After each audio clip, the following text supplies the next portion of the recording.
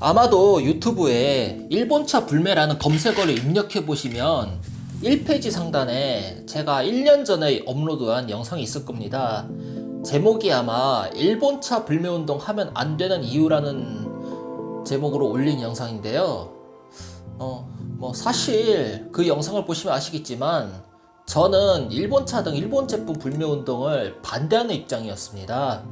일본차 불매운동을 반대했던 이유는 우리나라는 자유민주주의 국가이고 내가 구매할 자동차 등 공산품을 타인이 간섭해서는 안 된다는 신념을 가지고 있기 때문입니다. 그리고 일본에서 바라본 우리나라 수입차 시장은 규모가 작아서요. 불매운동에도 솔직히 거의 타격을 받지 않아요.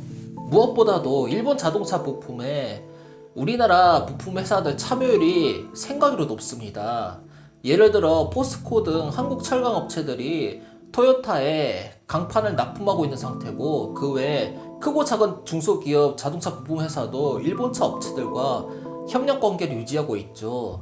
그런데 최근에 일본 아베 총리가 일제 강제징용 피해자 배상 판결에 대한 보복 조치로 에칭가스, 불사수소, 레지스트 등 반도체 제조 공정 핵심 소재 수출을 규제하고 있습니다.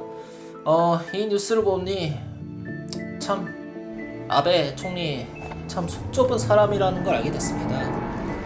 정치는 정치, 경제는 경제의 논리대로 풀어야 한다는 게 제 생각이거든요. 근데 아베는 정치 논리에 경제를 끌어들인 케이스라고 볼 수 있죠. 솔직히 이런 경우에는 불매운동에도 할 말 없습니다. 아니 오히려 하는 게 맞다고 봐요. 다만 일본 제품 또는 일본 회사라는 이유로 무조건 불매하는 건 바람직하진 않다고 봅니다. 제가 자동차 쪽만 조금 알기 때문에 자동차 분야만 한정해서 불매운동을 해야 하는 브랜드와 그렇지 않은 브랜드를 가려보겠습니다. 화면을 보시면 아시겠지만 우리나라에 수입된 일본차는 크게 두 부류로 나누어집니다. 일본 브랜드, 일본 생산 자동차, 그리고 일본 브랜드, 미국 생산 자동차로 나누어지는데요. 토요타, 렉서스는 일본 브랜드, 일본 생산이고요. 혼다, 닛산, 인피니티는 일본 브랜드, 미국 생산입니다. 개인적으로 혼다, 닛산, 인피니티는 일본 브랜드이긴 하지만 미국에서 생산된 자동차를 수입하고 있는 만큼 이들 브랜드는 불매운동에서 제외해야 한다고 생각됩니다. 왜냐하면 이들 브랜드의 자동차 생산 지역이 미국이 있기 때문인데요. 미국 도널드 트럼프 대통령은 브랜드 국적에 상관없이 미국에 생산시설을 투자하고 미국인들을 대규모로 고용하는 노동집약적 산업을 선호하는 사람입니다. 자동차 또한 노동집약적 산업이라고 볼 수 있죠. 따라서 혼다, 닛산, 인피니티까지 불매운동에 포함될 경우 이들 브랜드의 국내 판매량이 줄어들 가능성이 높아지는데요. 이렇게 되면 자칫 트럼프 행정부에서 좋지 않게 볼 수 있기 때문에 이들 브랜드는 일단 제외하는 게 맞다고 봅니다. 다만 토요타 렉서스는 일본 생산 차량을 수입 판매하는 만큼 이들 브랜드 대상으로는 불매운동에도 큰 문제는 없다고 봅니다. 토요타, 렉서스와 협력하는 국내 업체들에게 피해가 전가될 가능성은 존재하지만요. 자, 그럼 토요타 렉서스 브랜드 국내 판매량은 어느 정도일까요? 다나와 자동차에서 발췌한 자료인데요. 토요타는 2018년 한 해 동안 16,774대, 렉서스는 13,340대를 판매했습니다. 이 기간 동안 현대 기아차 포함 국내 자동차 업체는 공식적으로 일본에 단 한 대의 승용차도 팔지 못했습니다. 다만 유니버스 등 일본 상용차는 일본에 판매를 하고 있는 실정이죠. 일본 차가 예나 지금이나 우리나라에서 많이 판매되는 이유는 바로 품질과 내구성이죠. 이건 부인할 수가 없는데요. 솔직히 10년 전만 해도 우리나라와 일본차 품질 그리고 내구성 차이 갭은 큰 편입니다. 일본차 중에서도 토요타 렉서스는 뛰어난 내구성과 품질, 그리고 차체와 범퍼, 차체와 차체 사이의 단차가 거의 없이 깔끔한 게 특징이죠. 토요타 렉서스는 오래전부터 북미 시장에서 인정받았으며 우리나라에서도 미국과 캐나다에서 거주한 재미교포 중심으로 토요타와 렉서스 일본차를 많이 구매해 타고 다녔습니다.